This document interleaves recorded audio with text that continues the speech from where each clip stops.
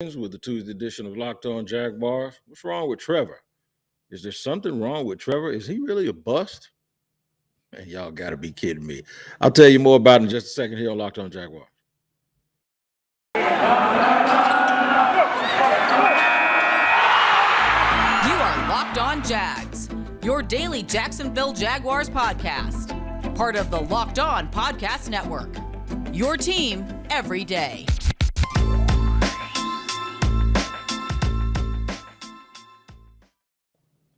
What is going on, man? Thank you for joining me on Locked On Jaguars on the Tuesday. I'm Tony Wiggins, and this is Locked On Jaguars, your daily podcast, giving you all the information, and it's your team here every day. And we want to thank you also for making us your first listen here on the Locked On Podcast Network, where we are free on all platforms.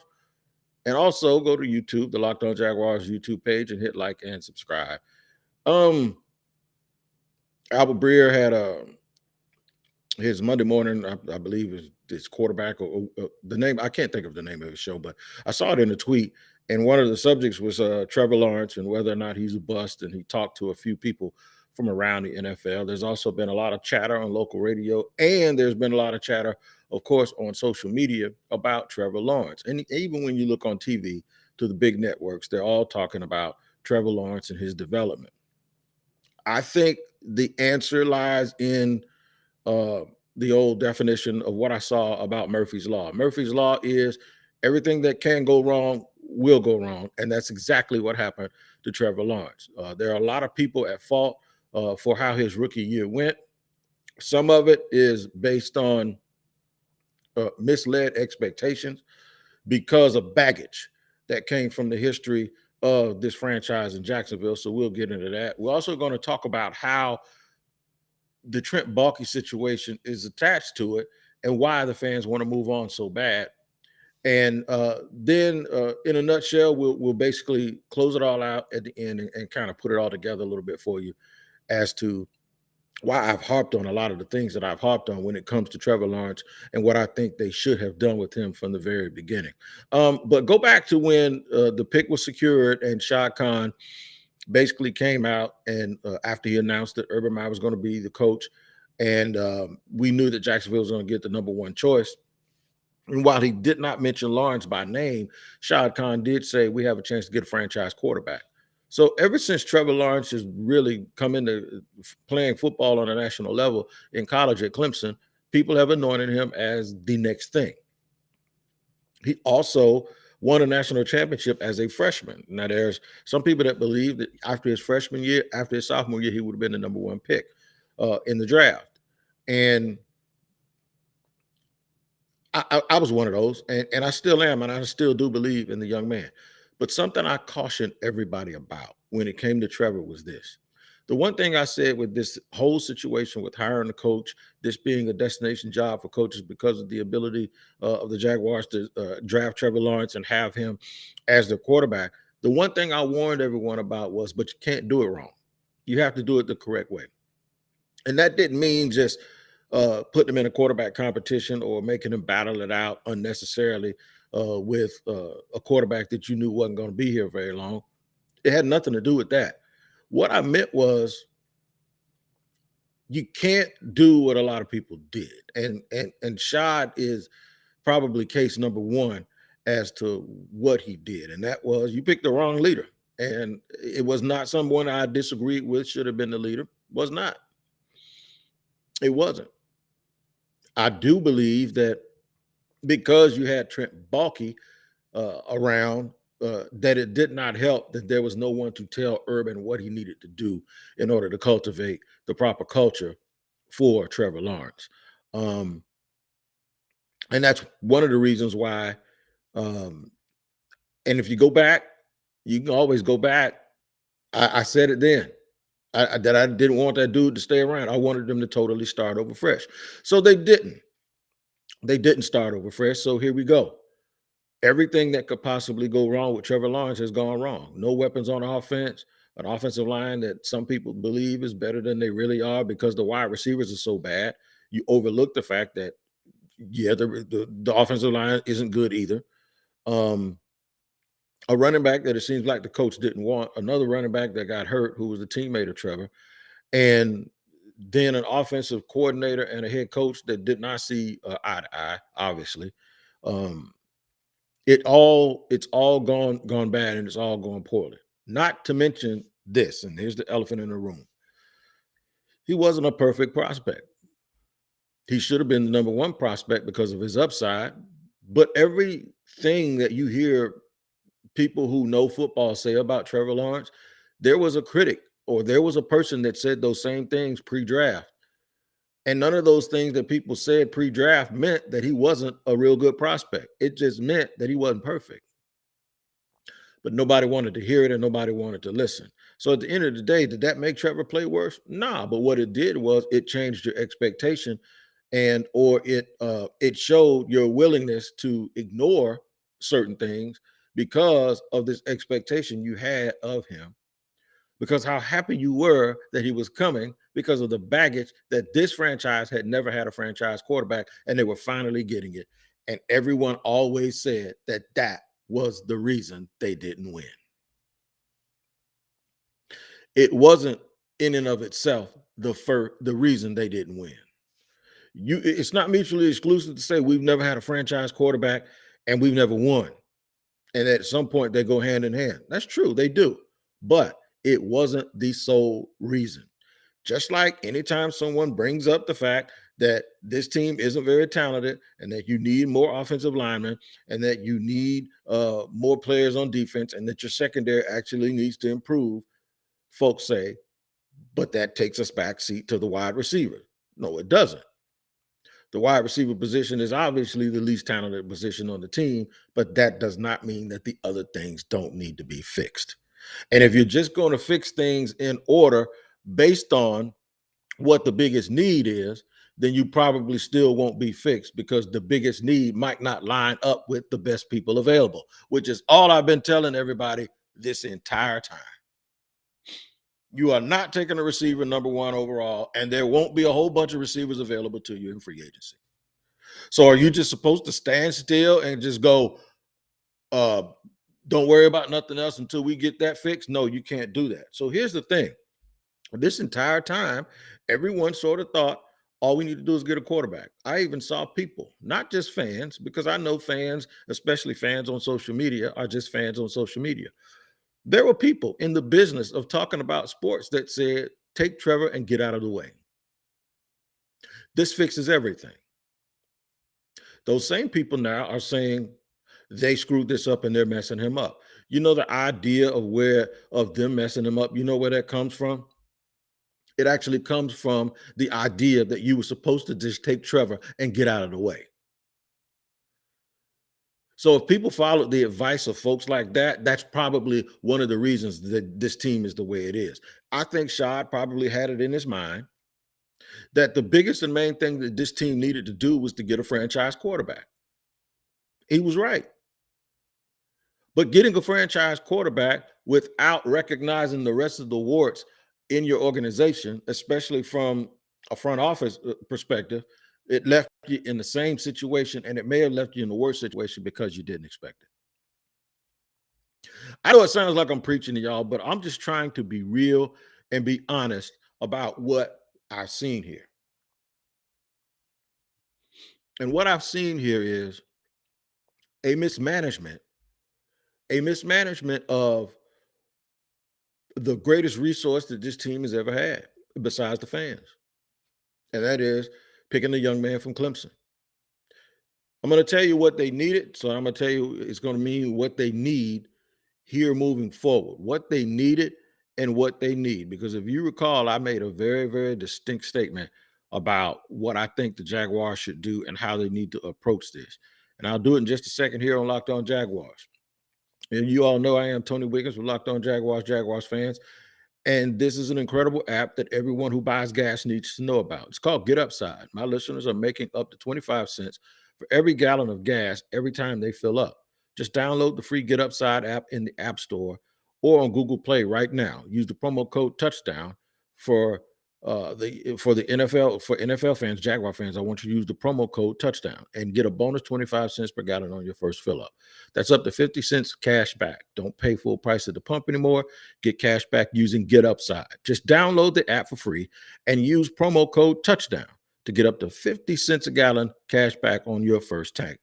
Now, some people who drive a lot are making a couple of $100 back a month. And what happens is there's no catch. The catch gets put back and added to your account. And you can cash out anytime to your bank account, PayPal, or an e-gift or Amazon and other brands. Just download the free Get Upside app and use the promo code touchdown. That's right. The promo code is touchdown to start getting up to 50 cents per gallon on your first tank. That's touchdown on the Get Upside app.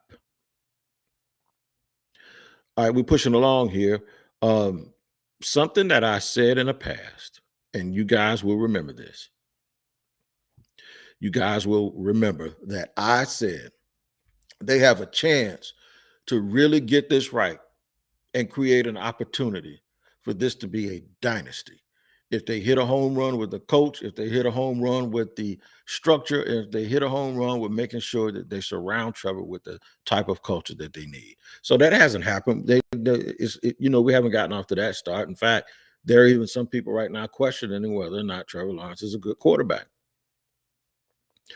Some people are right about this.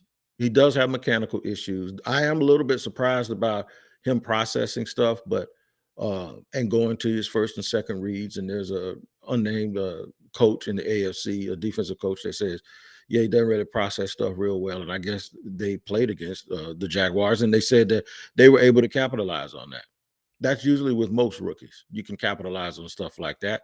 But for him to mention that, then it probably is has something to do with the fact that at Clemson, he was one read and go maybe.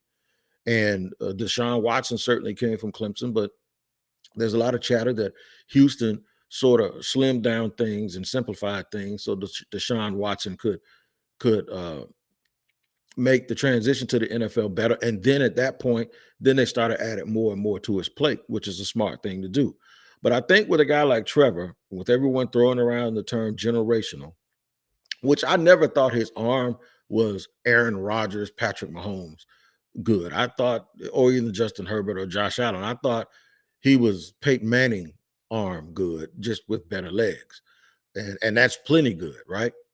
The difference is, and the thing we take for granted with a guy like Manning is his ability to process things quickly. Now, he did throw like 26, 28 interceptions his rookie year, Peyton.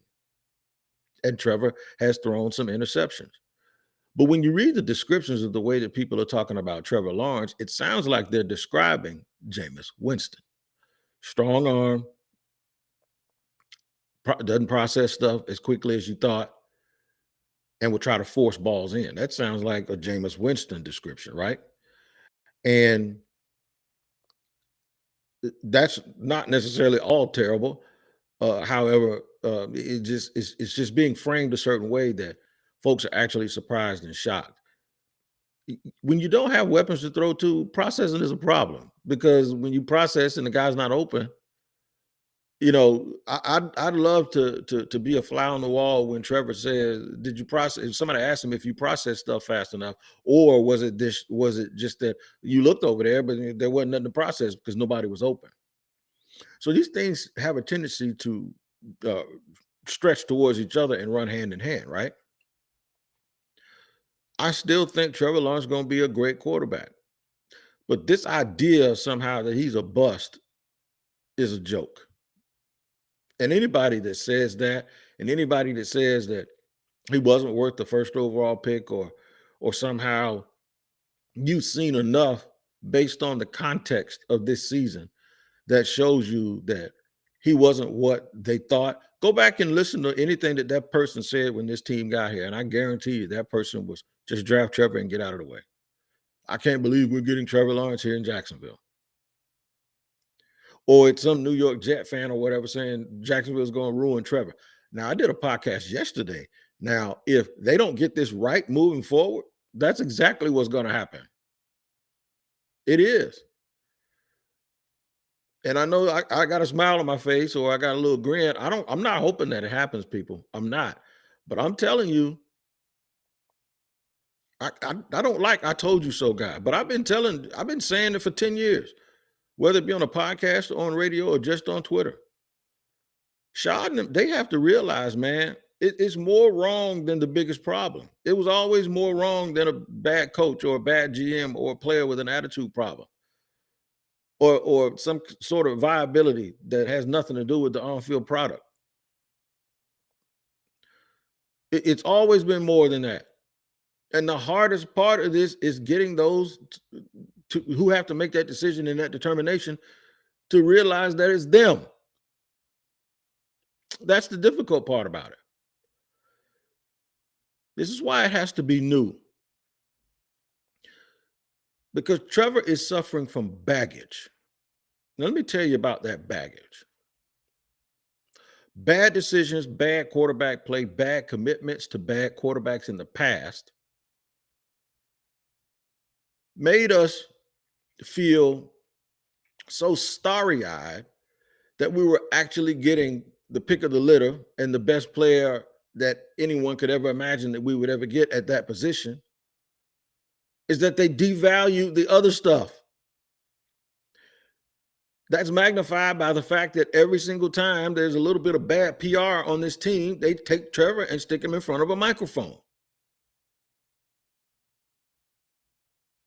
That's not good behavior. That's not a good way to do business.